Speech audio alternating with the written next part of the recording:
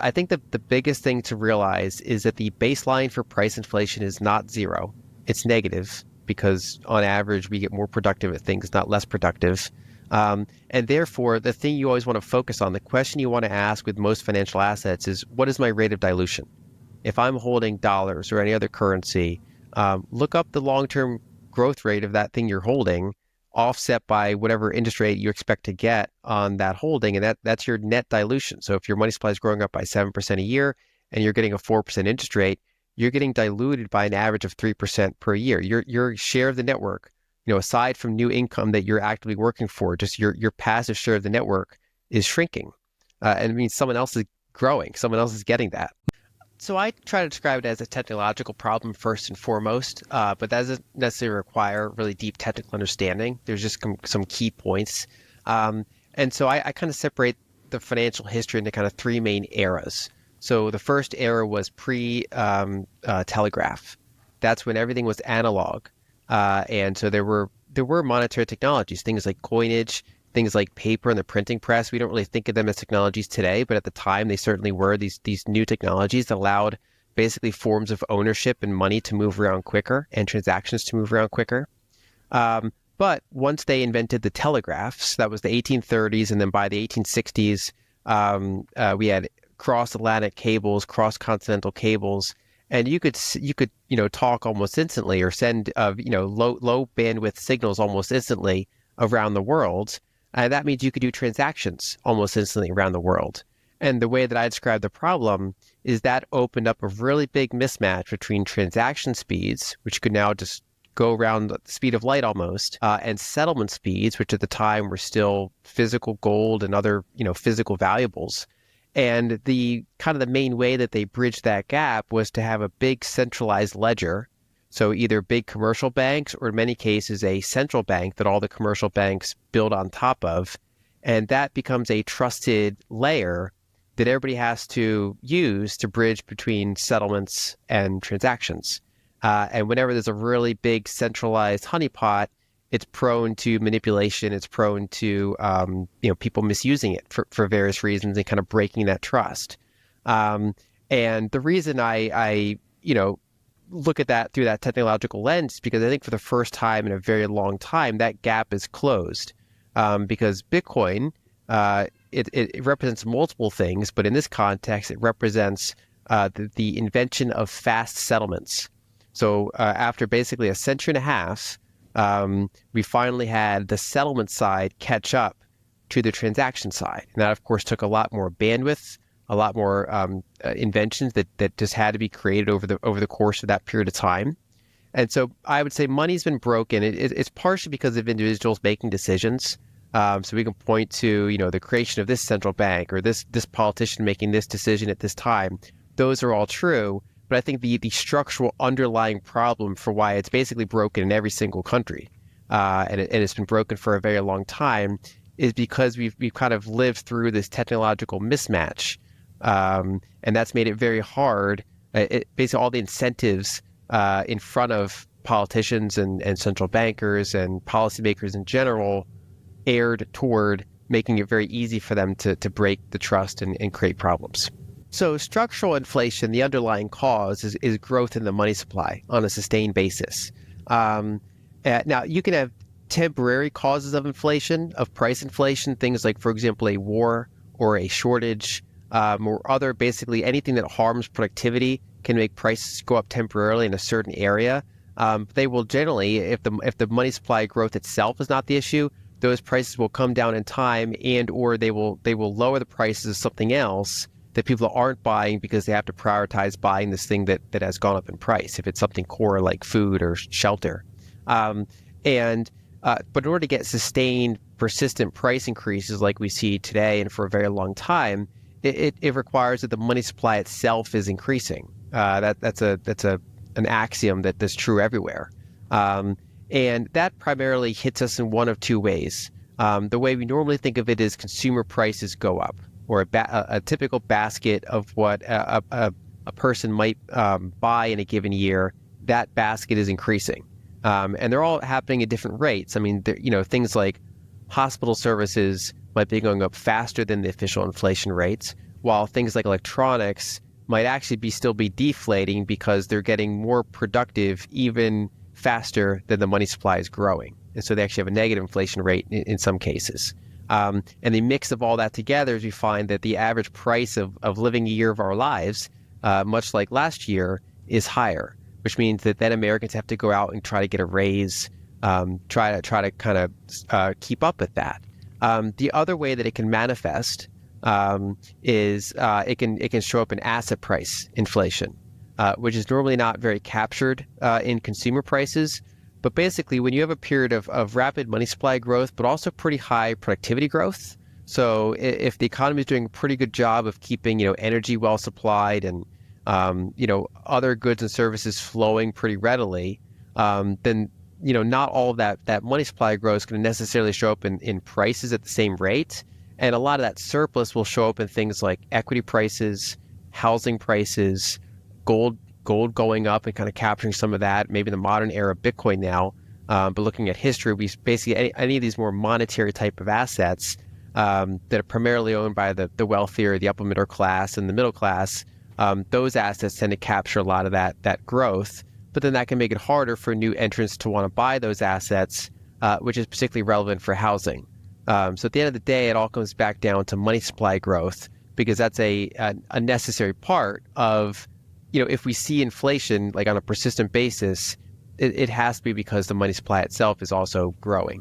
I think when we look at a couple key things like house price inflation, as well as other big expenses like healthcare inflation, these things have generally been above trend compared to what we think of as inflation, CPI. And those are some of the biggest expenses that people have. And so back in like the 70s, for example, interest rates were quite high.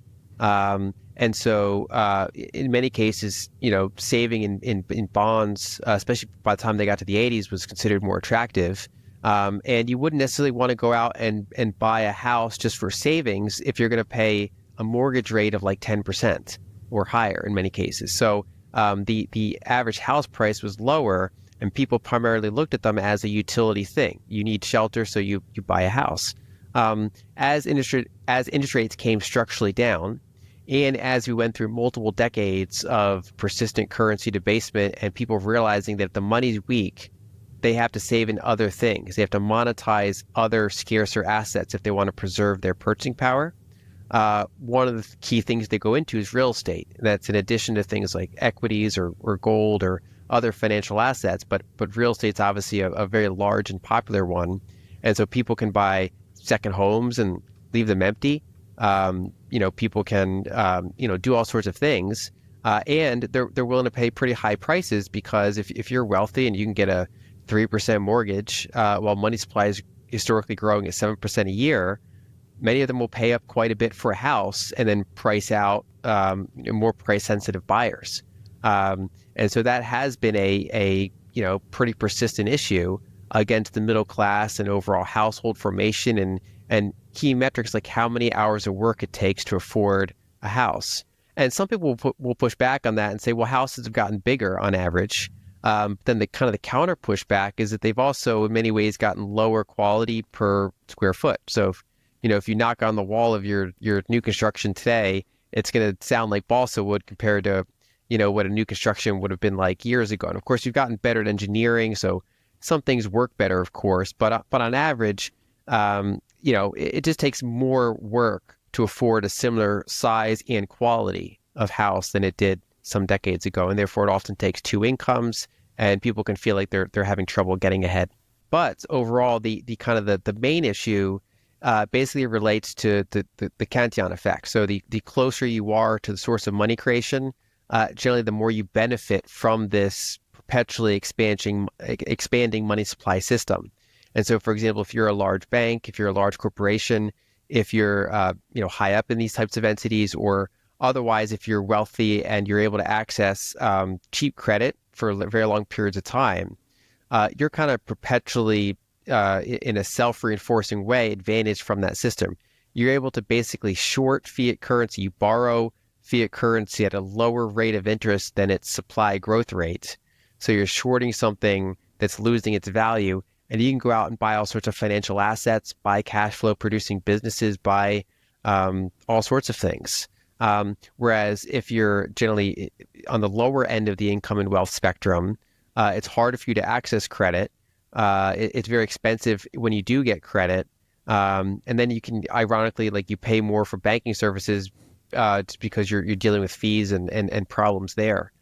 So it kind of becomes self-reinforcing to the downside unless you can have like a big jolt, like education or something that can help you kind of break out of that. And while there's always some degree of wealth concentration in any system, for a variety of different reasons, I think the kind we're more worried about is what we perceive as unfair wealth concentration. So someone invents a new widget that makes everyone's lives better. Most people they don't lose sleep over the fact that that person became quite wealthy because sure, they got wealthy, but they made everyone else essentially wealthier too.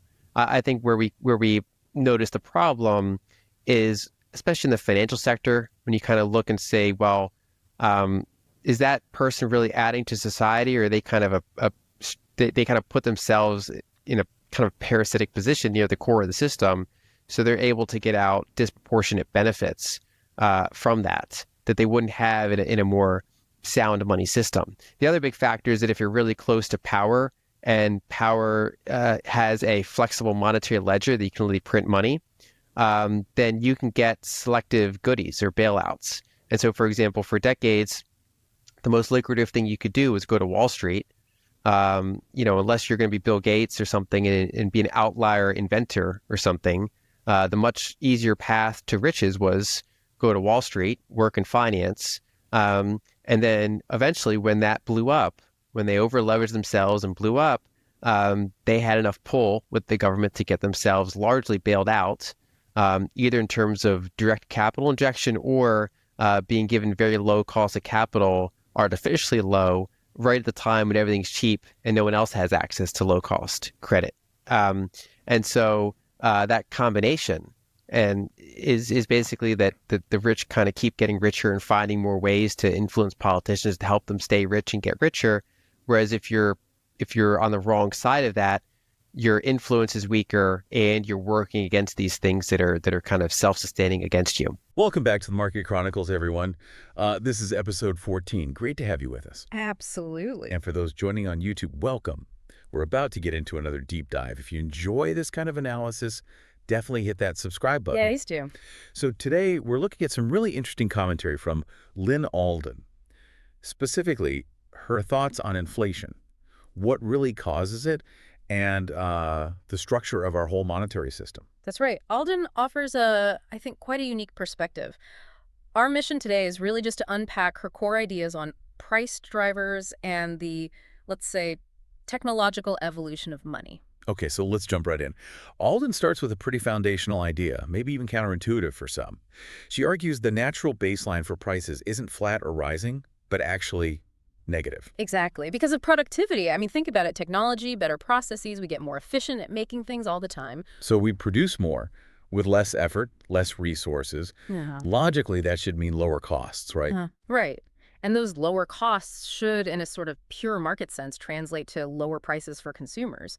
But that's where things get complicated, especially when you bring money into it. Which leads to her point about financial assets, specifically currency. The big question she poses is, what's the rate of dilution? Dilution. Yeah, that's the term she uses. It's about how the value of each unit of currency, like a dollar, gets watered down over time. And she gives a formula almost. Net dilution equals the money supply growth rate. Minus the interest rate you can earn on that money. Okay, so give us an example. Sure. Let's say the broad money supply is growing at 7% a year, but the interest rate you get on, say, a savings account or a T-bill is only 4%. Okay. Well, 7 minus 4 is 3. So you've got a 3% net dilution per year. Your passive holding of that currency means your share of the overall economic pie is shrinking by 3% annually. And that value, that 3%, it doesn't just disappear, it gets redistributed effectively. Precisely. It benefits others in the network, often those who are borrowing or closer to the source of the new money. This ties into her bigger framework, doesn't it? Viewing money problems as fundamentally technological problems. She maps out these distinct eras. Yeah, 3 main eras based on the underlying tech. The first is, well, ancient history now, the pre-telegraph era. Think analog. So coins, paper money, the printing press eventually. Right. Basic stuff by our standards, but revolutionary then. They allowed ownership to move faster, more transactions to happen, but still very physical, very slow in the grand scheme. Then comes Era 2, the telegraph era. Starts around the 1830s, runs right up until maybe the early days of Bitcoin, she suggests. The key here was the telegraph, then the undersea cables. Suddenly, you could send information, transaction details almost instantly across the globe. Ah, but there's a mismatch in there. Yeah, Information travels fast, but settling the actual transaction, that was still slow. exactly. Because settlement often still relied on physically moving gold or reconciling books between banks slowly. You had fast communication, but slow final settlement. So how did the system cope with that gap? Centralized ledgers, that was the innovation or maybe the workaround. Commercial banks and later central banks basically kept track of who owed what. They acted as trusted intermediaries. They could net out transactions internally or between themselves much faster than shipping gold bars around? Right, but, and this is Alden's critical point, it introduced dependence on these central intermediaries. Trust became crucial. And these central points, well, they can be controlled, manipulated, or fail. Which brings us neatly to Era 3, the Bitcoin era, as she terms it. Yeah, and the big leap here, according to Alden, wasn't just digital currency, it was fast settlement. Bitcoin, for the first time in maybe 150 years, closed that gap. Transaction speed and final settlement speed could finally match up again, but now globally and digitally. So her argument is that for a century and a half, money was sort of technologically broken. This mismatch between transaction and settlement created structural issues. That seems to be her core contention. This flaw wasn't unique to one country. It was baked into the system globally because of the available technology. And it created maybe skewed incentives for policymakers. How so? Well, if settlement is slow and clunky, but you control the centralized ledger, maybe the path of least resistance involves managing the ledger in ways that aren't always, let's say, sound in the long run, like expanding the money supply easily. Okay, that makes sense. Let's shift gears slightly to inflation itself. Alden makes a key distinction between structural and temporary inflation. Right. Structural inflation for her is pretty straightforward. It's sustained growth in the broad money supply, period. And temporary inflation. That's more about price spikes caused by specific events that hurt productivity. Think a war disrupting supply chains or a bad harvest causing food shortages. So prices go up because supply gets constrained, not because there's fundamentally more money chasing the same goods. Exactly. And the key difference is that if the money supply isn't growing rapidly, these temporary price hikes tend to resolve themselves.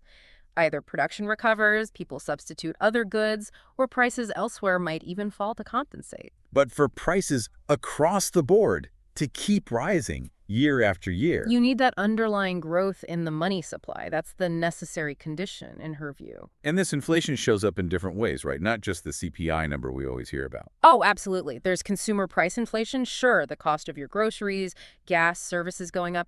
But even within CPI, the rates vary wildly. Like hospital services might be soaring. While electronics might be getting cheaper, relatively speaking, because tech improves so fast. Precisely. So your personal inflation rate really depends on what you buy. And obviously, if prices are generally rising, you need your wages to keep up just to stand still. But there's the other big one, asset price inflation. Yes. Stocks, housing, gold, maybe Bitcoin now too.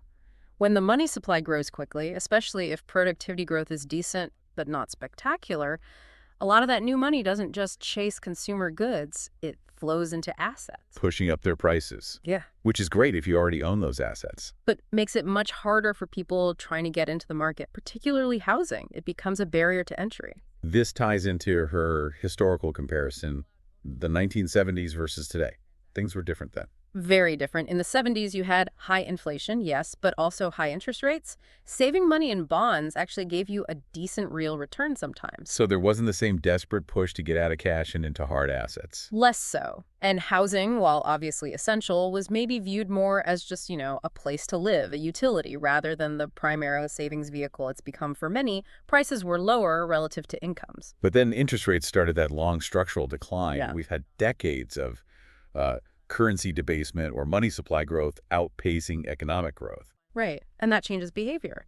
If cash is losing value consistently and borrowing becomes cheaper, suddenly real estate or other scarce assets look much more attractive as a way to preserve wealth. Which feeds demand, pushes up prices, you get more speculation, people buying second homes, maybe not even to rent out, just as an investment. And Alden points out the dynamic where if mortgage rates are low but the money supply is growing fast, people who can borrow effectively get access to cheaper and cheaper money to bid up house prices, pricing out others who rely more on savings or wages. There's also that debate about house size versus quality. New houses are bigger, sure. But is the quality per square foot the same? Or are we just getting bigger boxes made with less durable materials? It's a complex picture. The bottom line, though, seems to be that affording a home takes significantly more work, often requiring two incomes where one might have done before. Yeah, the affordability metrics generally point that way, which leads us to the Cantillon effect. Ah, yes, Cantillon. Explain that. It's the idea that new money entering the system doesn't spread out evenly or instantly. Those closest to the money printer historically may be the king. Today, think large banks, the government, well-connected corporations get to use the new money first. Before it circulates widely and bids up prices. Exactly. They get to spend it when prices are still relatively low. By the time that money filters down to, say, wage earners or people on fixed incomes, prices have already started to rise. So the early recipients benefit disproportionately. They can borrow fiat currency, perhaps at rates lower than the actual rate of monetary expansion. Effectively shorting the currency, as some would say. They borrow something that's being debased to buy real assets that might appreciate. While people further down the chain, maybe with less access to cheap credit or facing higher banking fees. They feel the effects mainly through rising living costs and find it harder to benefit from the asset inflation side. It tends to reinforce wealth concentration. This touches on that sensitive topic of unfair wealth concentration. Alden seems to distinguish between wealth earned by, say, inventing something amazing. And wealth gained primarily by being strategically positioned near the monetary spigot, exploiting the mechanics of the system itself. There's a critique there of roles that seem more about extracting value from the financial plumbing than creating new value for society. And political influence plays a role too, doesn't it? Decisions about bailouts, regulations, who gets access to central bank facilities. These things aren't neutral. They often benefit those already close to the levers of power. Creating a feedback loop. Wealth buys influence, which shapes the rules to further concentrate wealth. That's certainly a significant part of the critique that arises from this line of thinking. Okay, so let's try to wrap this up. Key takeaways from Lyn Alden's perspective here. First, the idea that productivity should make things cheaper, and persistent inflation is fundamentally about money supply growth. Second, understanding money through its technological evolution, those three eras, the settlement mismatch problem and how Bitcoin potentially resolves that, it provides a really useful historical context. And third, the consequences. Yeah. How this plays out in consumer prices versus asset prices, the impact on housing affordability, and the distributional effects described by the Cantillon effect. Yeah, it gives you a framework for thinking critically about these really big, fundamental economic forces that shape so much of our lives. Absolutely. You're hopefully now better equipped to analyze these dynamics yourself. So here's a final thought to chew on. Building on Alden's technological view. If money has evolved through these tech stages, analog, telegraph gap, fast settlement, what might the next major technological shift be? Good question. And how could that next leap potentially reshape our ideas about value, about wealth, about how our economic system functions? Something to ponder. Definitely food for thought. Keep exploring these ideas, everyone. Thanks for tuning in to this deep dive. Thanks, all.